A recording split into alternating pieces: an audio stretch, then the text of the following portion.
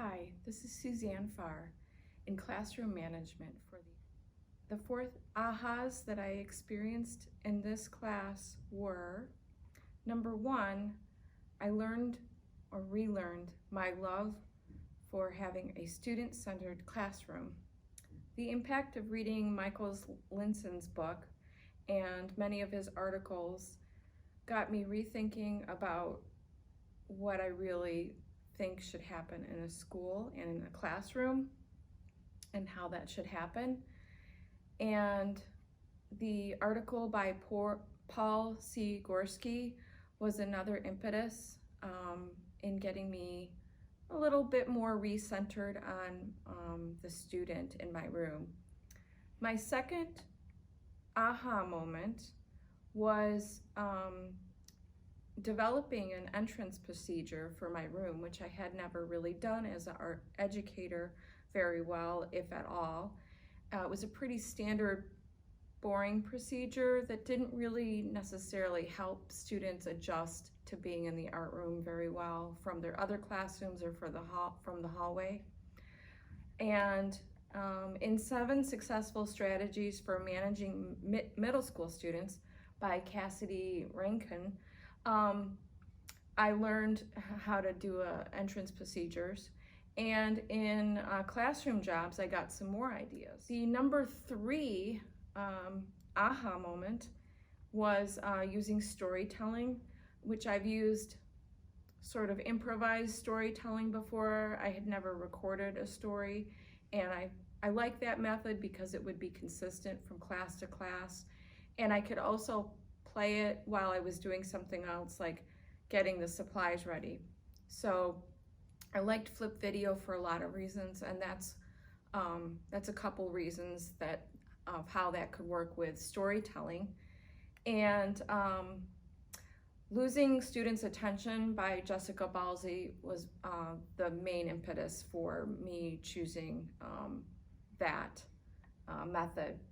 I've always believed that students come with challenges, and my fourth aha moment is helping more students become successful. As Amber Kane states, overall, when it comes to classroom management, focus on building relationships with your students from day one. It is important to remember, as Tim Bogat says, if you tackle the problem heads on at the beginning of the semester, you will save so much time throughout the course of the class.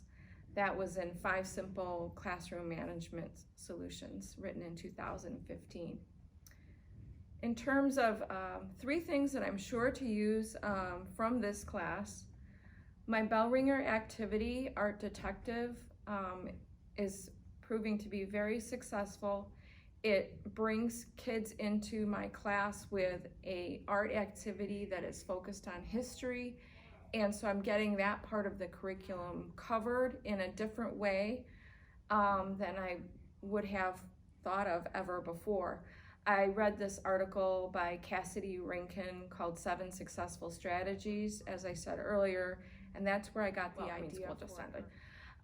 I loved 8 proactive classroom management tips, and this is number 2 under the things that I will definitely use.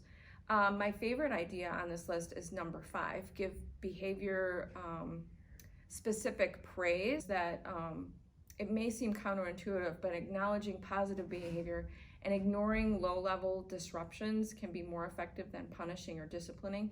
That was from Terada in 2019.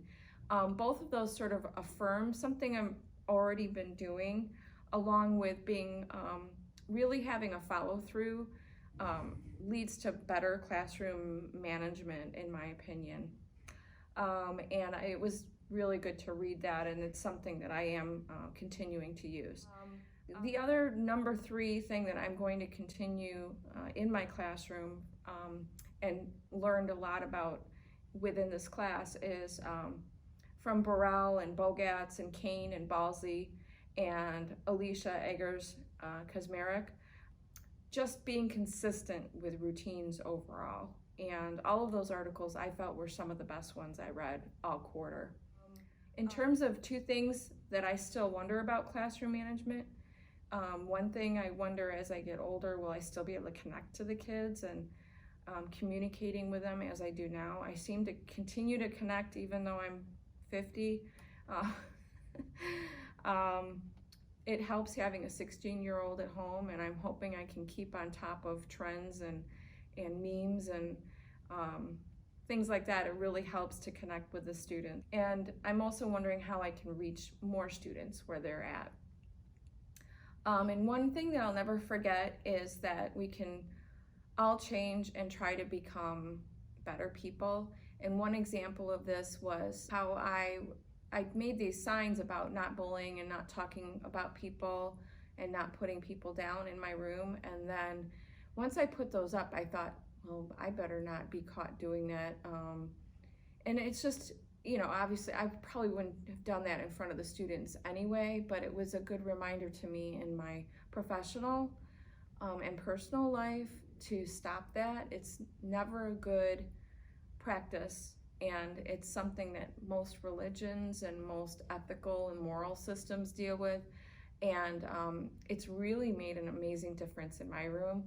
I have gossiping a little bit going on in one class, but I've talked to the students about it privately, no public shaming, and I've talked to them about it, how there's other things to talk about, and please don't pry into other people's business either. That came up this week when a student was absent. So I just really feel like I really reconnected with some of the reasons and some of the ways I felt about teaching when I started 23 years ago, and that felt really good. So it's been great participating in this class. I've enjoyed your instruction, Dr. Harmon, and enjoyed interacting with all my peers. Thank you very much.